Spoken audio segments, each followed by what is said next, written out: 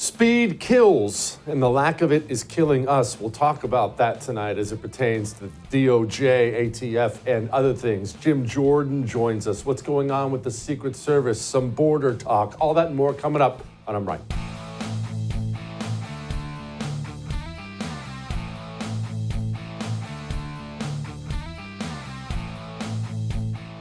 Speed kills. That's a fact. Let's just talk about this because this is going to come back to Pam Bondi, the DOJ, Pete Hegseth. That's going to come back to all of them. But speed, violence of action kills. It's amazing if you have any fascination with history, battle history, war history, how consistent that is with the greatest generals of all time. Genghis Khan, he would be here one day and he would know that he had to move and move quickly before you could get ready. And boom, he was someplace you weren't ready for him, and boom, he got you. Julius Caesar was famous for it. He would always be a place earlier than he was supposed to be, wrong footing you. Speed, violence of action, Alexander the Great, all of them. They all knew speed. Speed can wrong foot the enemy, and the lack thereof can get you killed. That's really what it comes down to. If I'm Julius Caesar, Genghis Khan, Alexander the Great, and I have a city I want to take, an army I want to defeat, time is their friend and not mine. Because every minute I wait, every day I delay from getting there, those trenches they're digging are getting deeper. The booby traps are getting more elaborate. The fortifications are getting thicker. Every single day I delay, they get stronger and we get weaker. What we have now in the United States of America is an evil, corrupt criminal enterprise known as the United States government. Donald Trump was elected president in the promise that he would clean out that corruption. And to his credit, he appears to be intentional about doing so. His nominations, which obviously there's been some stinkers in there, but his cabinet picks have been dynamite. A+ so far, dynamite cabinet picks. And the reason they're dynamite is not because they're qualified. It's because they all appear to be reformers. He's got RFK coming in to deal with the HHS stuff. But RFK wants to go reform everything at the HHS. That's wonderful. Pete Hegseth wants to be SecDef. Donald Trump wants to be SecDef. But Pete Hegseth isn't going in there to try to do things the way things have always been done. He wants to reform things. We have reformers coming in. There is change coming. And that brings me to the speed or lack thereof. Today is, just make sure I get this right, January 23rd. Why isn't Pam Bondi at the DOJ yet? It's one example. I'll go to more, but Donald Trump was sworn in on Monday. It was 4 days ago. Why wasn't Pam Bondi confirmed 30 seconds after Donald Trump was sworn in? And let me explain why this is a huge, huge deal. There are things we know, and this is just about the DOJ. This will apply to everything we talk about here. We know that a shredder truck has appeared in front of the DOJ. We know, beyond a shadow of a doubt, for decades, including under Trump, the DOJ has been populated by communist activists who believe in using the rule of law against Republicans and Republicans alone. We know those people are in the building still. What do you think they're doing? You know what? Today was Thursday. As you watch me here on I'm Right, unless you're delayed watching it on Friday, but you get what I'm saying. As you watch me here, what do you think those communists spent the day doing at the DOJ while they wait for the reformer, allegedly, Pam Bondi, to come in? Do you think they sat there just twiddling their thumbs? Do you think these communists went into the DOJ today and they decided they were going to finally tackle crime? Hey, let's set aside all that lawfare stuff. Let's find some murderers. Let's go after them, guys. Or do you think these activist communists at the DOJ spent every single minute at the office today figuring out ways to make Pam Bondi, the Trump administration, stumble and fall? They did. We have report after report after report that this is taking place all over the government. I have talked to former FBI special agents, Steve Friend being one of them. telling me inside the walls of the FBI every single day, as they wait in anticipation of Kash Patel coming, every single day they are fortifying. They are getting people promoted into management levels. They're making sure they send the communists, that they spread them out all throughout the building and change their titles. We already know what's happening at the ATF, their diversity guy. Well, no, he's in HR now or something like that. I found out courtesy of Robbie Starbuck. Well, remember when Robbie said this? These agencies are attempting to conceal DEI already. I put up the documents from an NSA whistleblower last night on my X page, where it very clearly shows that the NSA was planning to conceal their DEI program under a new name. I got that up. Elon Musk responded to it. They are going to be on this. They're going to stop it. But we're going to need to go agency by agency investigating them to ensure that every piece of these programs is obliterated. It's not just ATF, NSA, FBI, God only knows what they're doing at the CIA, DOJ. James O'Keefe went undercover. They're already making plans at the HHS. So this... People joke about the deep state, but like to some degree it's real because they have ways that they can slow things down or block you without you realizing it. Meet Byron Cohen, an advisor at the White House. RFK Jr. is a very bad pick for HHS. There's a good chance that the bureaucracy just crushes him. Is there anything that you're gonna do? I would consider like slowing things down. I can't really think of anyone who I would less rather have be president than Trump. Can you give me an example of like how you think they'll do it when RFK gets in? One thing you might be able to do to like sort of make him think like something is happening when it's not. Every day. So this brings me to my point here. Why are we waiting? And this is where people will start, well, Democrats are being obstructionists and they're obstructing. Okay, but we have a majority and a fairly comfortable majority in the United States Senate. Where is the GOP? Why are we waiting? Why do we not have speed and violence of action? January 20th, on Monday, Donald Trump should have been sworn in, and it should have been confirmation vote after confirmation vote after confirmation vote after confirmation vote. Instead, every single day, where we are, January 23rd, we have another hearing today. Maybe votes will be next week sometime. Well, I'm not really sure. Let's get some more. We still have to gather the facts. Day after day after day after day, the communist is building up his fortifications within the walls of the federal government, and the low-T GOP is allowing it to happen, and it's driving me freaking crazy. Pam Bondi has the most important position in this government besides Donald Trump himself.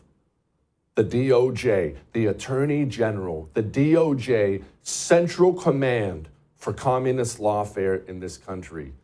And here we are, days we are waiting.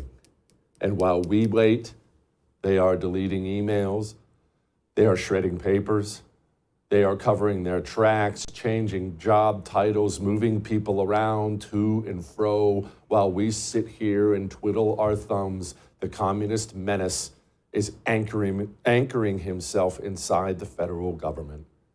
And I cannot stand it. And you know what drives me nuts is I don't see many people talking about this.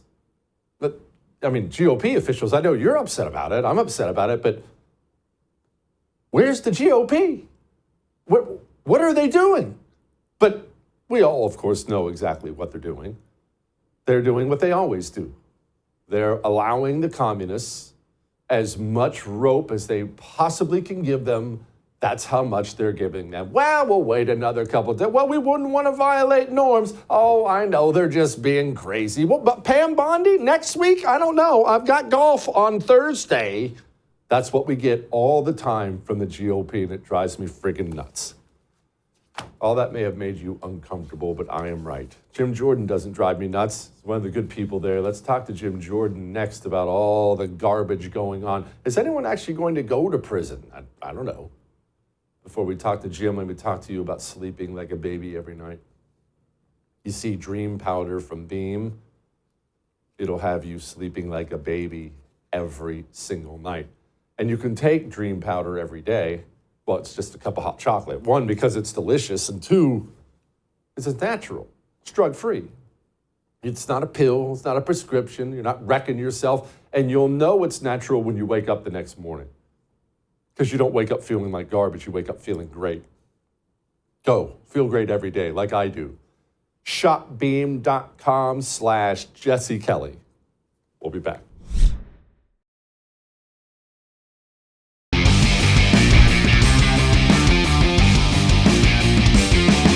All right, well, there's obviously a lot of incredibly important news to cover and updates we need. We have the southern border getting more secure by the moment, Lord willing, some sanity coming back to the government, the Middle East chaos. So we need to focus on the important things first with the big cheese on the Judiciary Committee, Congressman Jim Jordan from Ohio. And that most important thing is our Ohio State Buckeyes being champions. How's that Michigan loss looking now, people?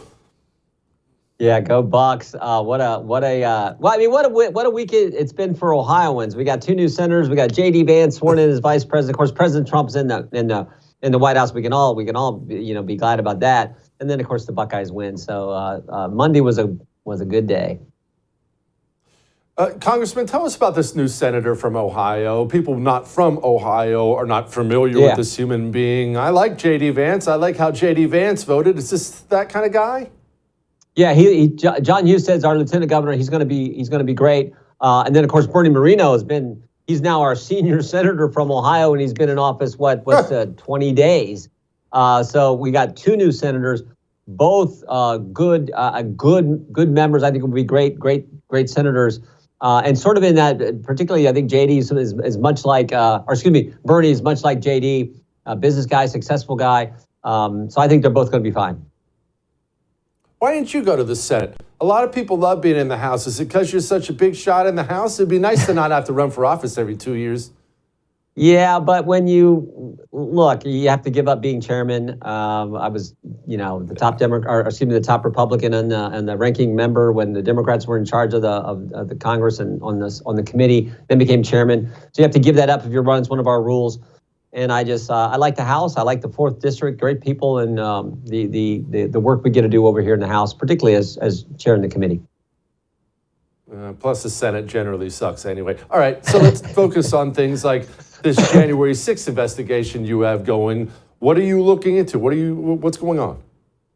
Well, I think the key for me is 26 confidential human sources were there that day. We got this report from the Inspector General after the election. There was no reason, first of all, that they couldn't have given us that information before the election. 26 confidential human sources, 17 in restricted space. They weren't authorized to do that. 4 came in the Capitol. 2 of the 4 who came in the Capitol were actually asked to be here by the FBI that day. I think there's all kinds of unanswered questions, like how many of these people had been paid? How many were paid for that day? How long had they been working for the FBI as confidential human sources? How did they come in the Capitol? They walked through the door? Did they go through the windows? Were they some of the first to go in the Capitol? I mean, I want to know what's going on here. And then we still got we don't know who planted the pipe bombs on that day. Sometimes I jokingly say, while the FBI was going after moms and dads at school board meetings, while the FBI was writing a memorandum in Richmond field office saying if you're a pro-life Catholic, you're an extremist, while they're doing all that, they couldn't tell us who planted the pipe bombs, who leaked the Dobbs decision, and who put cocaine at the White House. But when it comes to January 6th, I think this 26 confidential human sources is something that the American people deserve answers to. What were they really doing? What were they up to? How long have they been there? All those kind of things. So that's kind of where I think we'll start the focus of that subcommittee's work. You and I have talked many times about this, and getting these answers from the FBI has been very difficult. They pull the stonewalling thing. Well, I can't comment on an ongoing investigation. That's their ultimate answer. My question is, do you think that loosens up a bit now that we have new management coming into the FBI? We just want to know what's going on. Look, rumors are going to run wild when you keep stonewalling the American people. Yeah. No, I think you're exactly right. Pam Bondi running the Justice Department, Todd Blanche as Deputy Attorney General, Kash Patel running the FBI. I think when we ask them for information, we will get that information, whether it's documents, whether it's people involved in some of the things we've been investigating. So yes, I think that it's so much nicer when it's your party in charge and you got good people who understand that they're supposed to serve the American people when they run these agencies, and you can just ask them for the information and get that information. So yes, we anticipate that happening. As soon as Pam Bondi gets confirmed, Todd Blanche and Kash Patel will be asking for the information we need on all these issues. The school board issue, the attack on pro-life Catholics. They were trying to put confidential human sources in the parish, in the church, by the way, there in the Richmond area. That's how ridiculous it was. Information we want to know about January 6th. Information we still want to know about the censorship effort from the Biden administration that we think we've been so effective in stopping. So all those things, we'll get it from people who understand the role they're supposed to play serving the American people when they run these agencies. Congressman, what about the January 6th committee people? I realize there's a pardon there and whatnot. I don't think Liz Cheney's going to jail. I'm not saying that. But can we get answers out of these people now? It would be nice to know exactly what nefarious deeds took place inside that committee. Yeah, all that's on the table. I want to start with the information that we can get. And then once you get that information, you make a determination. Does it make sense to do a deposition of some people? But I think you first get the information and find out all what happened. Now, one of the things we know, it looks like transcripts of depositions they took weren't preserved.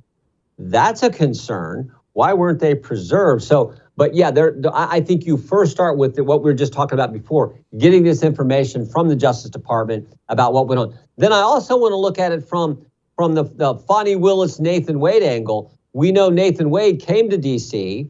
He billed for hours where it looks like he was meeting with folks on the January 6th committee, meeting with folks in the Justice Department, and potentially meeting with folks in the White House. We want to look at that information as well. So all that is part of our ongoing work and this look back that we think is necessary to get answers for the people of this country. The destruction of transcripts and tapes and things like that, obviously it looks awful. It is awful. All that's awful. We all get that. But is it criminal? You know, that's the thing, because it should be criminal. You can't just destroy that. That's the American people's evidence. It doesn't belong to you. But is it a crime? Yeah, I think there's a real question whether it is. We'll look at that. Some of this was given to the White House. What happened then? Maybe some of these interviews were more casual. There's no court reporter there, which doesn't make sense to me. We did, I think, this past Congress, 157 different either depositions or transcribed interviews, and every one of those, from our committee work, we have a court reporter there, taking these down, recording and getting a transcript. So I don't get that. It's something I think we need to examine, and it's why the Speaker has designated a subcommittee that Representative Loudermilk will be chairing to focus in on some of these issues. DEI is getting the axe all over the government. By the grace of God, that miserable commie filth is getting run out of the government, but they're not leaving. We all have word from the NSA, ATF, FBI. I mean, God only knows, I'm sure it's every branch, where they're just kind of spreading those little cancers throughout the government and trying to hide. Does the judiciary have any kind of a role in looking at that and making sure these people, the bad people, don't get to just burrow themselves into the government further? Yeah, I think the agencies, the people President Trump has nominated to head these agencies will look at that and say, if there's games being played, no, that's not how it works. We got the executive order from the president, ABC you later, you got to go if you're one of these DEI people. And then as far as Congress goes, an oversight function, that would largely happen in the Oversight Committee. This is about government broad. Now, to the extent it's going on in the Justice Department, we could look at that. But I have total confidence in Pam Bondi, Todd Blanche, and Kash Patel once they get confirmed to get in there and make sure that this is not going on in the Justice Department. Thank goodness. Congressman, as always, go Bucks. Appreciate you. All right. Let's dig into the border a bit. What can we anticipate now? What's going on now? The Marines are on the way. Before we get to that, let's talk about your phone. I know it can be hard to put your money where your morals are. I know. Oftentimes, it's impossible. Good luck trying to buy a new car from someone who doesn't go all rainbow every July or June. I don't remember which that month is. But with your cell phone, it's easy because of Pure Talk. There's no excuse not to switch to Pure Talk. You have AT&T, you have T-Mobile, you have Verizon. I get all that. You save money when you switch to Pure Talk. They hire Americans. They're wonderful to deal with, just pleasant Americans who speak English, and they're on the same 5G network, so you're not dropping calls or sacrificing coverage. Why wouldn't you switch? They're giving out free phones right now. Galaxies, iPhone 14s with qualifying plans, freaking switch. I know you got cracks on that phone of yours. puretalk.com/JesseTV. We'll be back.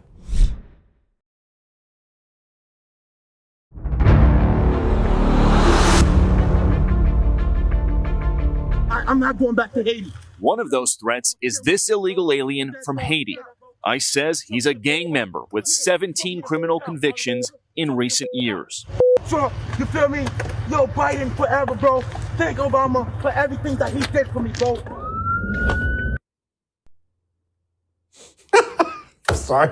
I just think that whole thing is hilarious. How much does that suck? You have to go from there back to Haiti? Sucks to be you. Joining me now, Alexis Wilkins, press secretary for the great Congressman Abe Hamadeh, and of course, Brianna Lyman, elections correspondent for the Federalist. Alexis, he most definitely is going back to Haiti, and that also means the scumbags in the Biden administration knew exactly where that savage was for the entirety of his presidency, and they just freaking let him just go do his thing. Yes, he is going home with a one-way ticket, thanks to the Trump administration finally coming in here and ensuring that law and order is actually something that's pursued in the United States. I mean, really, we're just getting back to law and order. The Biden administration knew where this guy was. They knew that he was likely dangerous. I mean, the things that we're finding on illegal immigrants that have crossed the border, we're finding UN gift cards. We're finding cell phones. I think one guy had $500 worth of gift cards and 5 cell phones. They know where these people are. They are allowing them to hurt American citizens. And I'm so happy to see a stop to this, especially with a semi-comical clip as this one. I think it's funny they found them, by the way, because even illegals don't spend gift cards. None of us do. All right, Brianna, the Lake and Riley Act, very popular in Republican circles, not so popular with AOC. Here she was. In this bill, if a person is so much as accused of a crime, if someone wants to point a finger and accuse someone of shoplifting, they will be rounded up and put into a private detention camp and sent out for deportation without a day in court. Yes. Why is that a problem for anybody? Yeah, I mean, I'm all on board for that. You know, first, when we talk about the Lake and Riley Act in general, this is a great step in the right direction, but we have to remember that there is still no accountability right now for Alejandro Mayorkas and Joe Biden. They may not be in office anymore, but Alejandro Mayorkas was tasked with securing the homeland and making sure our border was secure. Him and Joe Biden took deliberate steps that did the opposite and led to a scenario in which Jose Ibarra he was essentially flourishing to murder someone. There needs to be accountability for that, and I hope Republicans don't let that fall to the wayside simply because they're out of office. As for AOC, I think what she's saying kind of goes to a larger point. For some reason, the left and Democrats do not see a difference between an American citizen and someone who is on American soil. And that is inherently detrimental to the future of this country, because if you can't understand that there is inherent value in being American and protecting Americans and American culture, you cannot create a nation that sustains itself for the future. And AOC is not the only person who thinks like this. There are millions of her out there. Unfortunately, not all of them are in Congress, but that's a real threat. Yeah, it is an extreme threat. And actually, you've been hot lately on the census. I wonder how many American citizens know that these illegals are counted in the census. When I tell my normie friends that, they're just stunned, or they think I'm lying. They think I'm some kind of right-wing propagandist, but you've been talking about that a lot. Yeah, you know, Donald Trump tried to get illegal immigrants out of the census, and Joe Biden actually did the opposite and made sure that they were going to be counted. And what people, I think, fail to realize is that the census accounts for things like electoral college votes and congressional apportionment. And the idea that an illegal immigrant isn't allowed to vote, which is true, right, because they're not citizens, but that they somehow deserve the power to dilute the weight of an American voter by artificially inflating certain areas or districts, upping that population, which then gives those areas more congressional representation and dilutes the power of, let's say, a smaller area that's comprised of 100% American citizens who can vote, is preposterous.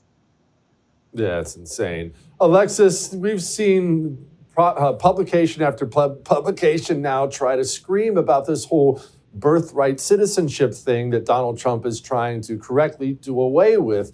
And it's crazy to me how many different entities and people, legal and otherwise, in this country just really feel entitled to having citizenship in the greatest country on earth. They feel like it should just belong to everyone.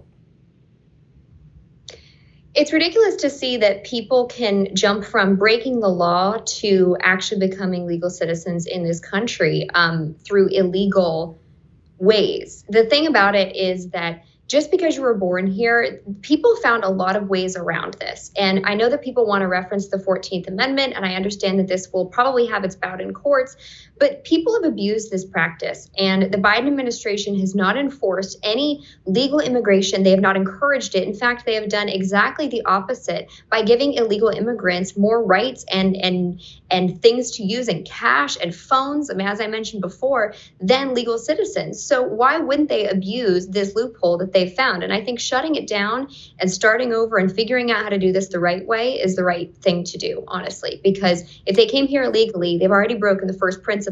They came here illegally. Shut it down. One thing I've found encouraging, Brianna, lately, maybe it's just in my head, but it doesn't appear that the media hoaxes that they used to be able to create out of just thin air, it doesn't appear they're landing anymore. They tried one with Pete Hegseth. Well, they've been trying one every 35 seconds with Pete Hegseth talking to his ex-wife's dog's uncle's mother that Pete had a beer one time. And it just doesn't seem to be landing. Are you getting that impression? It doesn't feel like it's landing to me. It's not. You know, what the mainstream propaganda press on the left has not realized for some reason is that they haven't learned their lesson. The American people repudiated the mainstream narratives that we were, told for the past 8 years, right? After seeing hoax after hoax, lie after lie, people have tuned out. There is record high distrust in the left-wing corporate press because of their own actions. And you would think that after this election, where they ignored every single hoax that they tried to throw out against Donald Trump Republicans, they would have learned their lesson that character assassination is no longer a convincing argument for the American people. They're doubling down on it. And so I think you won't see, however, the same reaction from the public toward these reports because they're so unsubstantiated and they're so much They're simply created to create fodder for Democrats. That's their only purpose because these aren't journalists, they're propagandists. Alexis, I'll be honest, I had no idea you were a press secretary now. What's it like being a press secretary? Is that weird? Does it feel awesome or a little bit gross?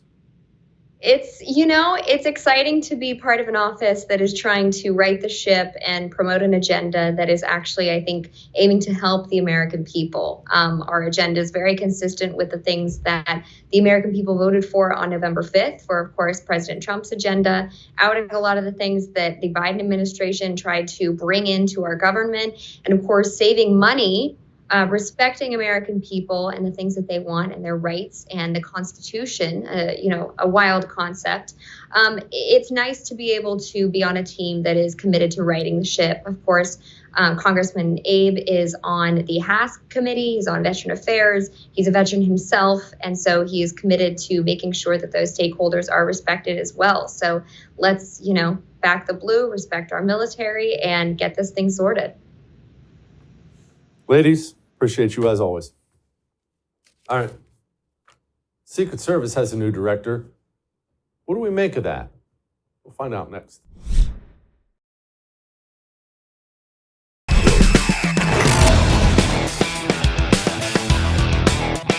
We have a new Secret Service director, and to put it mildly, that was really, really necessary after the embarrassing failures we have seen. But what do we know about him? What kind of reforms do we need? Joining me now, Susan Crabtree, Real Clear Politics national political correspondent. Okay, Susan, tell me about Sean. This is not a household name most people know. Sean Curran is he is the head of the Donald Trump detail from the campaign, and he's been with him for 2 years. He was one of the first Secret Service agents to leap onto Donald Trump, and in that whole situation where they put their bodies, they create a body bunker, they call it. But as you know, that body bunker really could not withstand the the tenacity of Donald Trump, and he broke through it and pumped his fists and yelled, "Fight, fight, fight." So yes, the person that you have the circle around, that's Sean, and he has a pretty good reputation in the Secret Service. He's very level-headed. People like him. But he was also in charge of that detail where there were layers of failures. So there was a site agent and there's a lead agent. The site agent is on his detail, and she's the one that did not properly cover that AGR building. And then a supervisor, a senior supervisor to her, also did not check her work to make sure that AGR building was covered correctly. So there's a mixed feelings about the situation with Sean. Certainly, it's eons better, it's worlds better than it was just yesterday when he was not named officially. But there are some concerns that he doesn't have the forceful personality that you might need in a job that is with such a overhaul is needed at the Secret Service, and with the president's life on the line. But they did just come off after a wonderfully successful inauguration that they brought inside, which made it a little bit easier to protect the president. Okay, Susan, so let's talk about that day, and then we'll get back to Sean maybe in a little bit. You've been digging into this a lot, doing some great work, I should point out. What do you know? What do we believe so far about that day? Because, Susan, failures, failure to secure a rooftop 148 meters from the head of the President of the United States of America, to a lot of people, that looks malicious. Either you are weapons grade weak and stupid, or you're involved. What do you know? What do you think so far? Well, I don't rule out the politics that definitely played a role. I go where the story leads, and I will continue to go where the story leads. What we know right now is that Kimberly Cheadle, the acting director, who was very close to the Bidens and very, very close to Jill Biden. Jill Biden actually got her a job at PepsiCo after she was on the vice president's detail. When Biden was vice president, she went to PepsiCo. Then they brought her back to lead the Secret Service when Biden became president. That's sort of problematic. It's really problematic. There's been multiple commissions. Just recently, this independent review board, bipartisan, that was appointed by Biden, and then a blue ribbon commission back during the Obama years that both have said you really need someone from the outside, because the Secret Service, there is a culture of corruption that has been brewing at the Secret Service for decades, and no one has been able to change that. Donald Trump came closest to it when he appointed a Marine general during his first term, Tex Ailes, to head the Secret Service. But even that Marine general was run out of town by the corrupt elements within the Secret Service that don't like change, that are averse to change. So I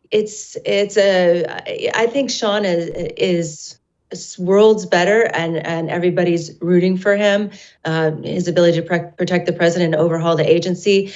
But even you have Dan Bongino, as this agent of 11 years of the agency, and popular commentator, very close to Donald Trump, who's basically openly saying he's disappointed in the selection of Sean Curran on X.com in response to some of my stories, and even on his podcast. So I think people are deeply concerned that this agency needs to be overhauled from top to bottom.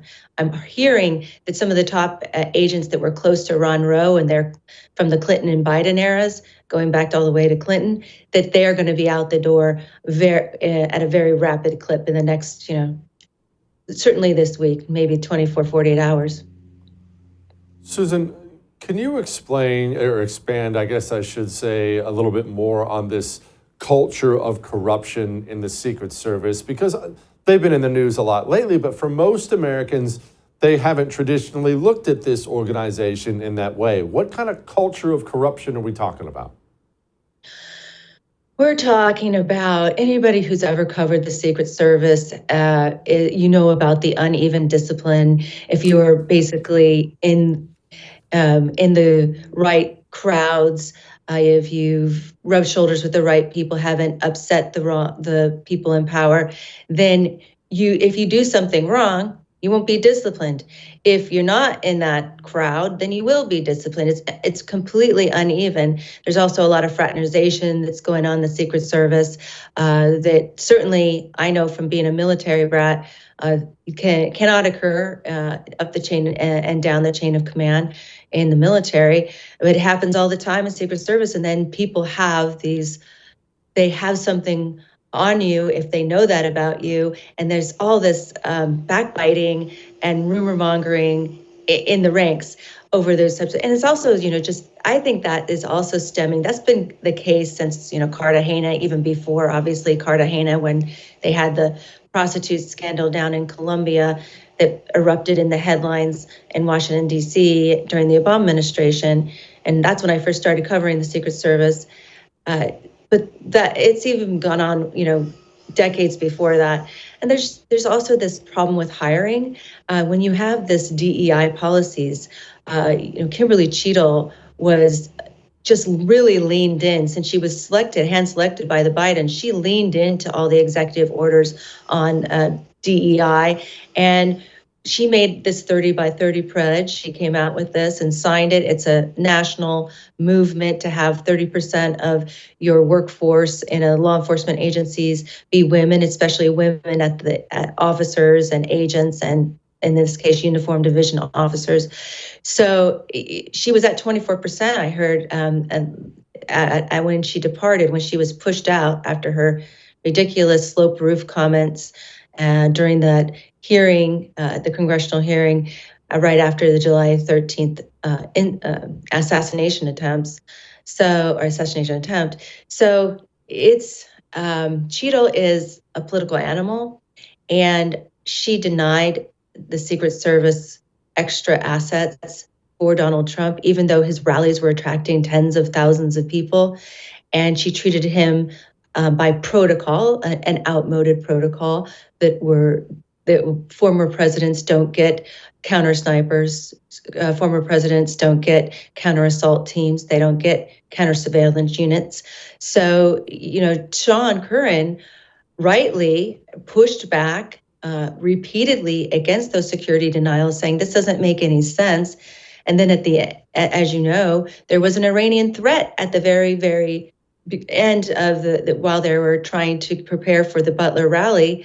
In fact, the FBI arrested this Pakistani individual with ties to Iran the day before the rally, and the detail was read into that threat. So they knew that they needed more assets, and they should have been operating in a very high stress level, high security level. And the fact that nobody checked who was on that AGR building and how they were going to be covering it in terms of their law enforcement partners, it doesn't make any sense. And there was problems with the counter snipers too, and where they were positioned. You'd be able to ask really good questions about that. But in where they were located on the building, there was a line of sight issue. There was between the AGR building and the counter snipers, there was a huge tree right there, and they didn't protect that AGR building. So there was but I will say that the counter snipers aren't getting most of the blame, because they were sent in very late because of this Iranian threat.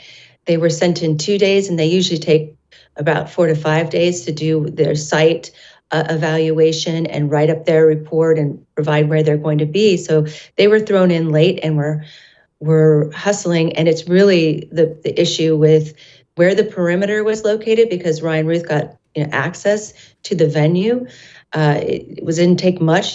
The public was looking right at. The public had a line of sight problems with them too. So there were just multiple failures, the siloed communications. We could go on, but there are some concerns that Sean Curran led the team, where this inexperienced woman agent named Mio Perez was the site agent, and she was working with her counterpart, another woman, Meredith Bank, from the Pittsburgh field office, and they were the ones in charge of the security, and it fell apart. So it is their fault, but it's also their supervisor's fault.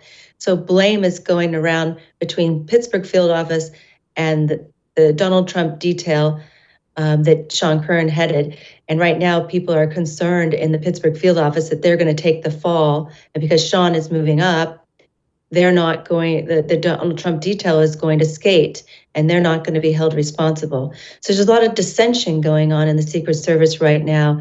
It's really troubled agency.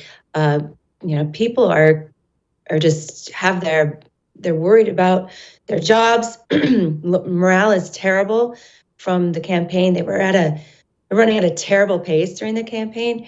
No time off. And they weren't getting paid for their overtime anymore because they already hit the ceiling for overtime. So they felt like in many ways they were working for free. And the surveys have been done on federal agencies, and they have one of the lowest morale of all federal agencies. So he's really got his work cut out from him.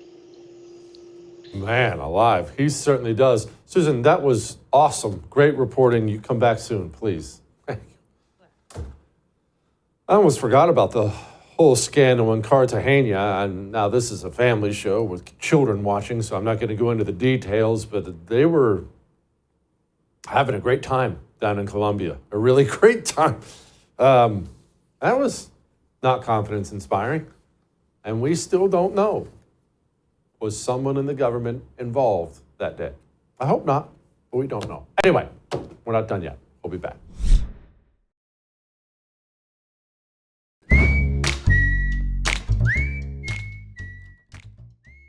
All right, it is time to lighten the mood, and nothing lightens my mood more than watching. Tim Burchett kills me. Okay, Tim Burchett, great congressman from Tennessee. You know, he comes on this show all the time. We loved him. He's just so dry and matter of fact, and he just doesn't care.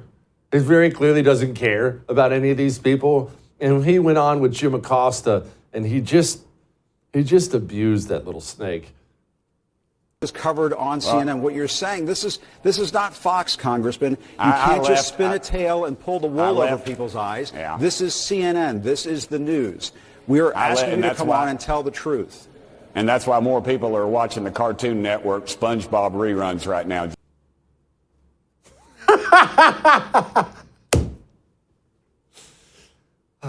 I'll see you tomorrow. I would thank you for coming to my YouTube channel, but I know how brilliant it is, and I know you love it here. So subscribe and watch. We're going to start really ramping things up and putting some funny stuff, some interesting stuff out there, some collaborations. Either way, my YouTube channel is officially the place to be. So stick around.